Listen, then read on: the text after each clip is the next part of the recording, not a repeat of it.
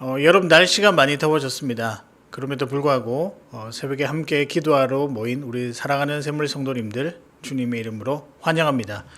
우리 다 같이 샘물의 기도를 하나님께 먼저 올려드리겠습니다. 먼저 새날을 허락하신 주님께 감사의 기도를 드립니다. 주님의 사랑과 긍휼이 아침마다 새롭고 주님의 신실이 큽니다.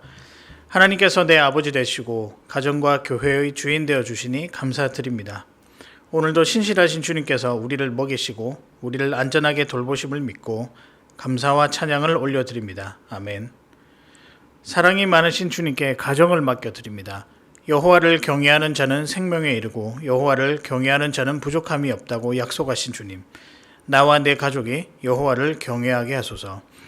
주께서 맡기신 아들, 딸들을 주의 교훈과 훈계로 양육하고 자녀들은 부모를 공경함으로 약속의 복을 누리게 하소서. 자녀들의 학업과 진로를 인도하시고 믿음의 좋은 배우자를 만나게 하소서. 샘물 블레싱을 통해 하나님을 깊이 만나고 받은 은혜를 흘려보내는 복된 가정이 되게 하소서. 아멘. 채우시는 주님께 일터를 맡겨드립니다. 주 예수님, 우리에게 일터를 허락하시니 감사합니다. 오늘도 충성된 청지기 되어 큰 일이든 작은 일이든 모든 일을 주께 하듯 하게 하소서. 이 일터의 CEO는 하나님이십니다. 주어진 자리에서 주님의 보이지 않는 손을 의지함으로 성실하게 하시고 꼭 필요한 자, 직원들에게 인정받는 자 되게 하소서. 분주한 업무 가운데서도 내 영혼을 보호해 주시고 일의 즐거움과 보람을 누리게 하소서. 아멘. 능력이 많으신 주님께 교회를 올려드립니다. 주 예수님, 우리가 드리는 예배를 통해 하나님을 영화롭게 하고 그 예배를 통해 우리를 부흥케 하소서. 샘물교회가 지역사회의 좋은 친구가 되어 목마른 자, 병든 자, 마음이 상한 자들을 위로하고 치료함으로 세상으로부터 칭송받는 교회가 되게 하소서.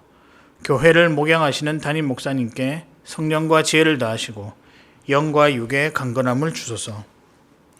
직분자들에게 복을 더하사 몸된 교회를 섬길 때 하늘의 기쁨을 누리게 하소서. 특별히 목자님들에게 복의 복을 더하사 사람을 세우고 사람을 남기는 가장 귀한 축복 누리게 하소서. 아멘.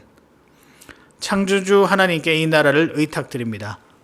온 세상 나라를 경영하시는 주님, 대한민국의 흥망성쇠가 주님 손에 달려 있습니다.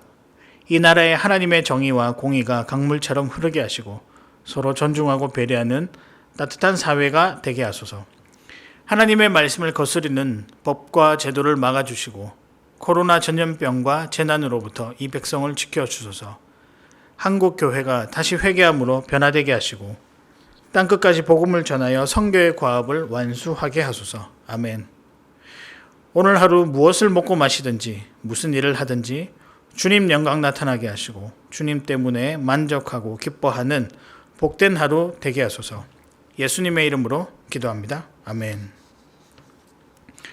오늘 저와 여러분이 함께 나누실 말씀은 사무엘상 25장 1절에서부터 13절까지의 말씀입니다. 사무엘의 죽음에 온 이스라엘 무리가 모여 그를 두고 슬피 울며 라마 그의 집에서 그를 장사한지라. 다윗이 일어나 바란 광야로 내려가니라. 마온에 한 사람이 있는데 그의 생업이 갈멜에 있고 심히 부하여 양이 3,000마리요 염소가 1,000마리이므로 그가 갈멜에서 그의 양털을 깎고 있었으니 그 사람의 이름은 나발이요 그의 아내의 이름은 아비가일이라. 그 여자는 총명하고 용모가 아름다우나 남자는 완고하고 행실이 약하며 그는 갈렙 족속이었더라. 다윗이 나발이 자기 양털을 깎는다 함을 광야에서 들은지라.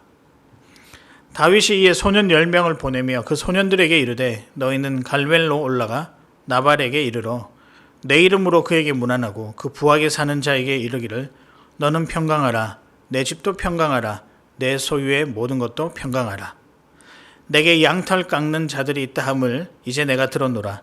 내 목자들이 우리와 함께 있었으나 우리가 그들을 해하지 아니하였고 그들이 갈멜에 있는 동안에 그들의 것을 하나도 잃지 아니하였나니 내 소년들에게 물으면 그들이 내게 말하리라. 그런즉 내 소년들이 내게 은혜를 얻게 하라. 우리가 좋은 날에 왔은즉 내 손에 있는 대로 내 종들과 내 아들 다윗에게 주기를 원하노라 하더라 하라.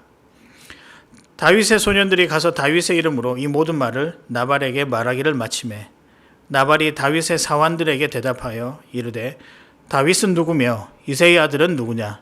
요즘에 각기 주인에게서 억지로 떠나는 종이 많도다. 내가 어찌 내 떡과 물과 내 양털 깎는 자를 위하여 잡은 고기를 가져다가 어디서 왔는지도 알지 못하는 자들에게 주겠느냐 한지라. 이에 다윗이 소년들이 돌아서 자기 길로 행하여 돌아와 이 모든 말을 그에게 전하매 다윗이 자기 사람들에게 이르되 너희는 각기 칼을 차라 하니 각기 칼을 차매 다윗도 자기 칼을 차고 400명 가량은 데리고 올라가고 200명은 소유물 곁에 있게 하니라. 아멘. 오늘 본문은 도와주려는 자와 거절하는 자 그 사이에서 일어나는 이야기입니다. 가끔 의도를 가졌든 그렇지 않든 간에 다른 사람들을 도와줄 때가 있습니다. 그런데 열과 성의를 다해 도와주는데 그 도움을 받은 사람이 뜬금없이 누가 도와달라고 했어? 나에게는 이런 도움이 원래 필요하지 않았어 라고 하면서 도움을 거절할 때 여러분은 어떤 느낌을 받으십니까? 참 분위기 자체가 묘해 버리기도 하고 참 이 상황을 두고 난감한 상황이다 라고 평가할 수 있을 것 같습니다. 그런데 이런 난감한 상황이 오늘 본문에 이 다윗을 비롯한 그 주변 사람들, 정확하게는 다윗과 나발 사이에 일어났던 것입니다. 물론 각자의 입장이 이해도 되고 또 각자의 필요에 의해서 또 각자가 또 필요하는 것들을 요구하는 그 상황 자체가 그렇게 어색해 보이지는 않지만 그럼에도 불구하고 이 서로 이해할 수 있는 이 장면이 갈등으로 번지는 것을 우리가 볼 수 있습니다. 왜 갈등으로 번지게 되었을까요? 한 단어 때문입니다. 그것은 정중함입니다. 의도했든 간에 그렇지 않든 간에 사람 사이의 정중함은 기본적인 예입니다. 오늘 본문을 통해서 성도로서 살아갈 때 이런 정중함 어떻게 우리 삶 가운데 펼쳐나갈 것인가?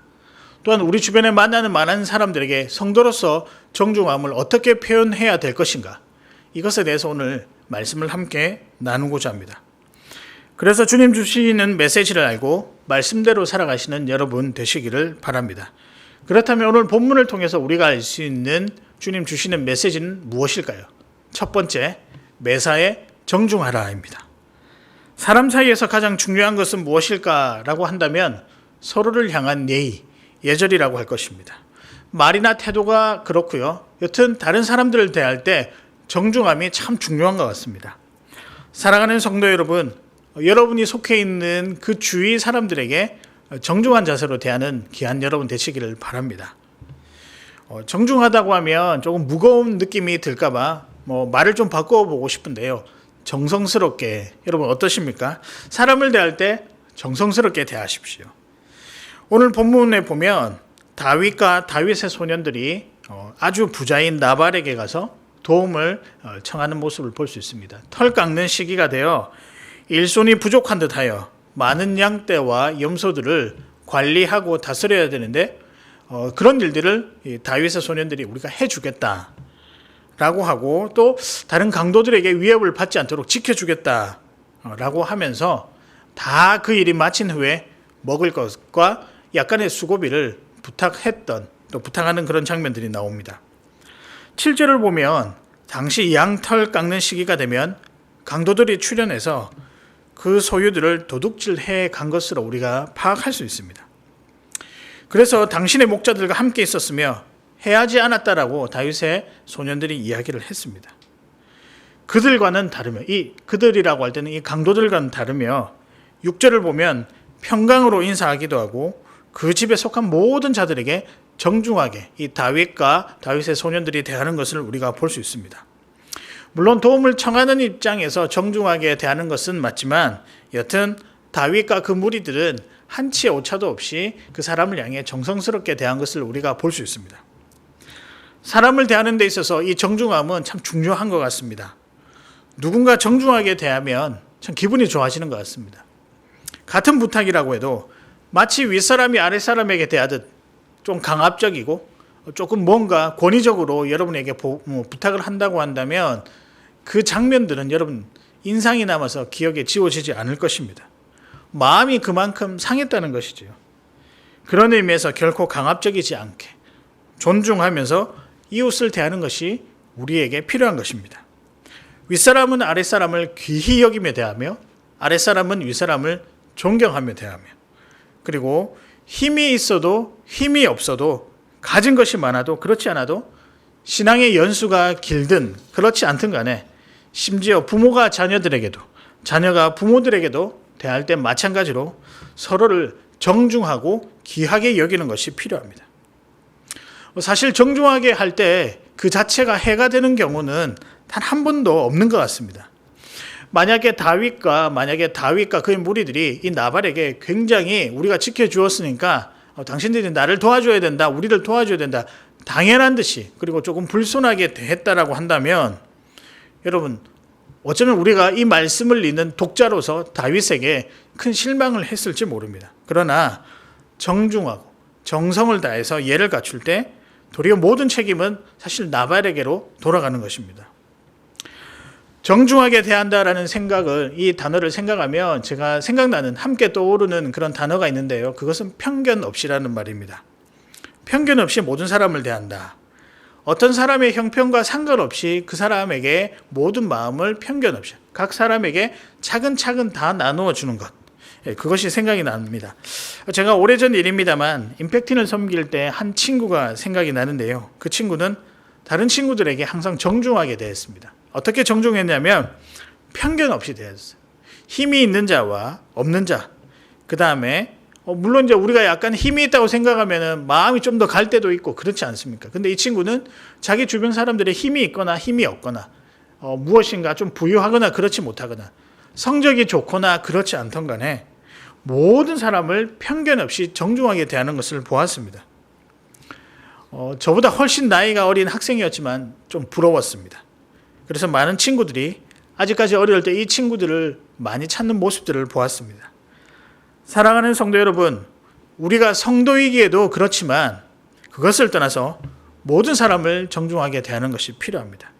왜냐하면 말씀이 우리에게 그렇게 요구하기 때문입니다. 그래서 오늘 만나는 모든 사람들에게 정중히 대하는, 말씀대로 살아가는 여러분 되시기를 주님의 이름으로 축복합니다. 두 번째 메시지는 은혜를 은혜로 아는 넓은 마음, 그것이 필요하다는 것입니다.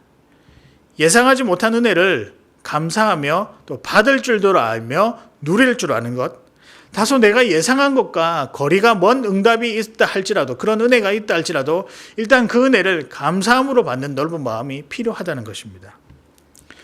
여러분, 다윗이 분명히 정중하게 대했습니다. 그런데 나발의 반응이 어떻습니까? 굉장히 흥분을 했었습니다.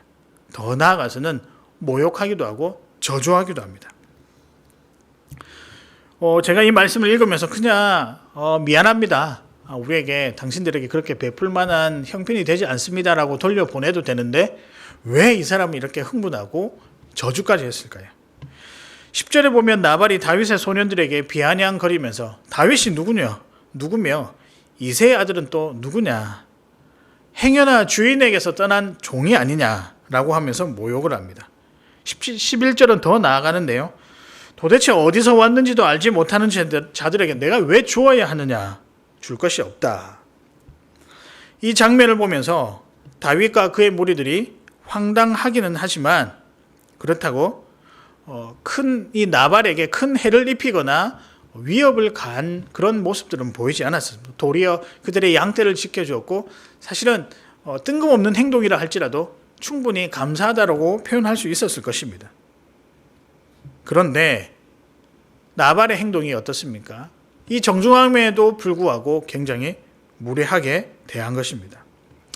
아마도 생각하기는 사울 왕에게 적대적인 다윗, 이 다윗의 이름은 좀 기억했을 것인데, 그래서 조금 마음 자체가 그 다윗의 사람들 대하는 것이 부담스럽지 않나 생각을 할 수 있습니다. 그럼에도 불구하고 지나친 감은 사라지지 않는 것 같습니다. 오히려 지켜주셔서 감사하다, 나도 놀랍지만 그래도 수고해 주셔서 고맙다, 그리고 밥 한 그릇 대접할 정도의 분위기라고는 생각을 합니다. 그러나 나발은 은혜를 은혜로 아는 마음이 부족했던 것입니다. 즉 은혜를 누릴 줄 모르는 사람인 것이었습니다. 은혜를 은혜로 알고 누리는 것, 또 그런 마음을 품는 것은 참 감사한 일인 것 같습니다. 때론 우리가 예상하는 방식, 또 계산하지 못한 모습으로 은혜가 찾아올 수도 있습니다.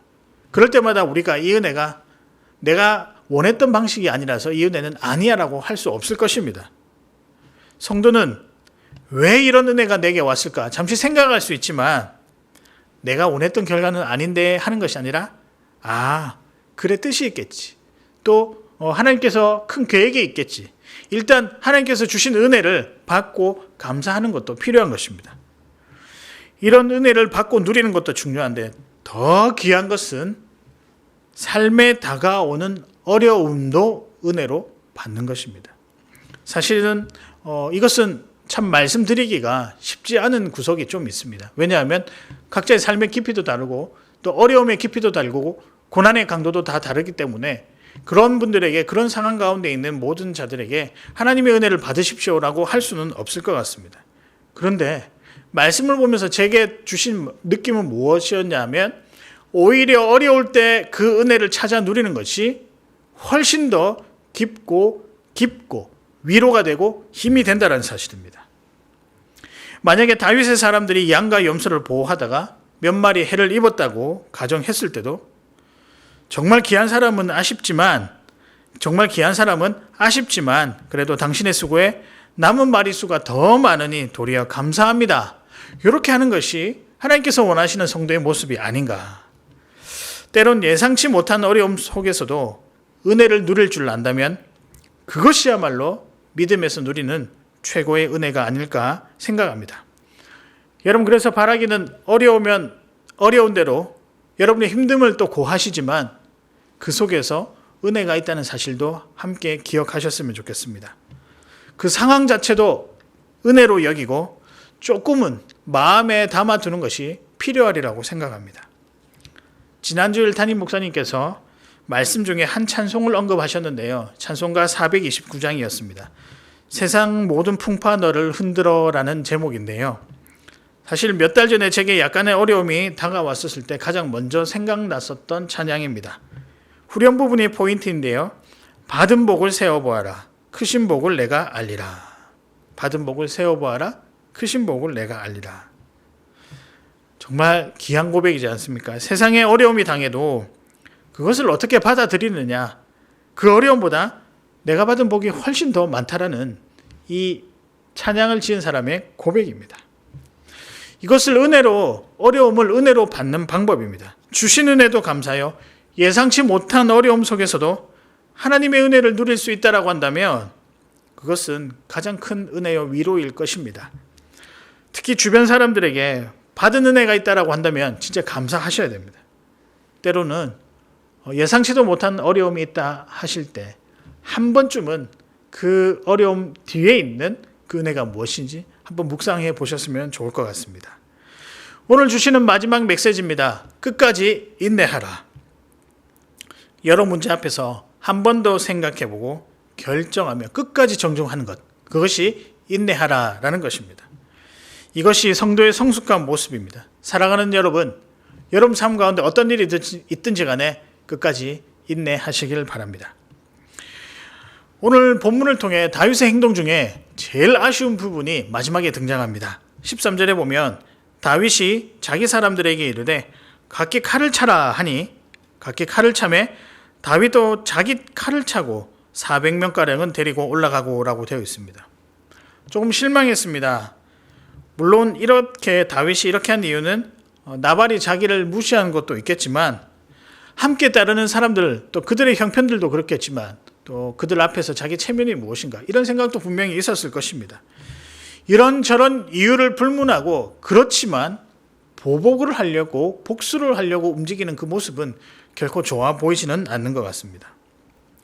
물론 결과적으로는 나중에 나발의 아내 아비가일의 지혜로 말미암아 모든 것이 잘 끝났지만 만약에 정말로 보복했다라고 한다면 다윗은 자기 화를 못 이겨 복수하는 나쁜 사람이 되거나 또 다윗과 그의 소년들이 보여주었던 정중함은 거짓 행위가 되었을 것이라고 생각을 합니다. 여러분 때로 살다 보면 화가 날 수도 있습니다. 정중히 대했는데 심하다고 할 정도로 모욕감을 주는 그런 반응들이 있을 수 있습니다. 같이 욕해주고 싶고 화를 내고 싶고 여튼 무엇인가 저 사람에게도 모욕감을 안겨주고 싶은 마음이 들 것입니다. 그런데 성도의 성숙함은 이때 나타납니다. 인내해야 됩니다. 그럼 무조건 인내해야 합니까? 그렇지는 않습니다. 그러나 할 수 있는 만큼은 해야 된다는 거죠. 분을 내는 것과 단호한 것은 여러분 분명히 차이가 있습니다. 우리는 분을 내는 것이 아니라 단호해야 합니다. 본문의 다윗처럼 정중하게 대했는데 우리의 호의를 무시해라고 하면서 감정적인 반응을 보이는 것은 하나님께서 원하시는 모습이 아니라는 것이죠. 그러나 정중의 입장을 말하는 것, 이것은 인내할 때 가능한 것인데 이것이 필요하다는 것입니다. 저는 개인적으로 인내하는 것에 대해서 참 많이 부족해서 스스로에게 실망을 했던 적이 많았었습니다. 급한 성격도 있고 욱하는 성격. 그런데 항상 이런 부족함이 많은 사람들을 상처받게 하고 또 제 스스로도 무너지는 것을 많이 경험했었습니다. 대학 4학년 때 졸업을 앞두고 학점을 채우려고 들었던 수업, 여성과 이해라는 과목이 있었습니다. 교수님이 학기 중에 특강을 하셨는데 제목이 오해와 이해라는 것이었습니다. 첫 질문이 오해가 이해가 되려면 어떻게 해야 될까요? 교수님께서 말씀하셨습니다. 3번 더 생각해라. 여러분 그런 이야기 많이 들어보셨죠? 3번 더 생각하는 인내가 있다면 많은 사람들을 이해할 수 있다라고 분명히 말씀하셨습니다. 참 인상적이었고 지금까지 제가 그것을 가슴에 담아두고 있습니다. 3번 더 인내하는 것. 끝까지 인내하는 것이 성도가 이웃을 대하는 자세, 사람을 대하는 자세라는 것이죠. 여러분 이것이 목장에서도 필요하고 여러분 가정에서도 필요하고 여러분이 속한 교회 공동체 안에도 필요한 것입니다. 이렇게 할 때 속한 공동체가 화목해지고 여러분 자신도 평안의 은혜를 누리게 될 것입니다. 말씀을 정리하겠습니다. 오늘의 말씀은 성도가 이웃을 대하는 자세입니다. 첫 번째는 매사에 정중하게, 정성을 다하며 사람을 대하는 것이 필요합니다. 두 번째는 은혜를 은혜로 하는 넓은 마음을 가지라. 어떤 은혜가 주어졌을 때 감사히 여기며 그것을 누리며 또한 은혜를 베푸는 것이 필요하다. 마지막으로는 끝까지 인내하십시오입니다. 마지막까지 정중히 대하는 것, 나의 감정을 절제하고서라도 이해하고 대하는 것이 필요합니다. 그러기 위해서 3번 더 생각하면 참 좋을 것 같습니다. 다윗의 정중함도 인상적이었고 나발의 반응에서도 생각할 것이 있었습니다. 그러나 더 중요한 것이 있다면 정중함도 은혜를 누리는 것도 인내하는 것도 스스로 하기 힘들다는 것입니다. 누구의 도움을 받아야 됩니다. 그 누구는 성령 하나님이십니다. 성령 하나님의 인도와 도우심이 없으면 불가능합니다. 가장 가까운 사람을 이해하기 위해서도 성령의 인도가 필요하고 때로는 모르는 사람을 위해서라도 성령의 인도가 필요한 것입니다. 우리는 주변 사람들을 대하는 데 있어서 성령의 인도를 구하는 기도와 집중력이 있어야 할 것입니다. 그렇게 할 때 성령의 법과 은혜를 누리게 될 것이며 여러분이 속한 공동체가 평안 가운데 임할 것입니다. 그 은혜를 누리시는 사랑하는 성도 여러분 되시기를 주님의 이름으로 축복합니다. 이 시간 함께 기도하실 때요. 오늘 만나는 사람들마다 내가 정중할 수 있도록 또 잘 정성스럽게 대할 수 있도록 기도하시고요. 두 번째는 특별히 어려움 가운데 있지만 그 어려움 가운데 있는 모든 상황 이면에 하나님의 은혜를 바라볼 수 있는 믿음을 허락해 주십시오라고 기도하시고요. 마지막으로는 인내하는 자, 늘 내 삶 가운데 인내하며 살아가는 그런 귀한 성도가 되게 해달라고 기도하시고 여러분의 기도로 자유롭게 돌아가도록 하시겠습니다. 기도하시겠습니다.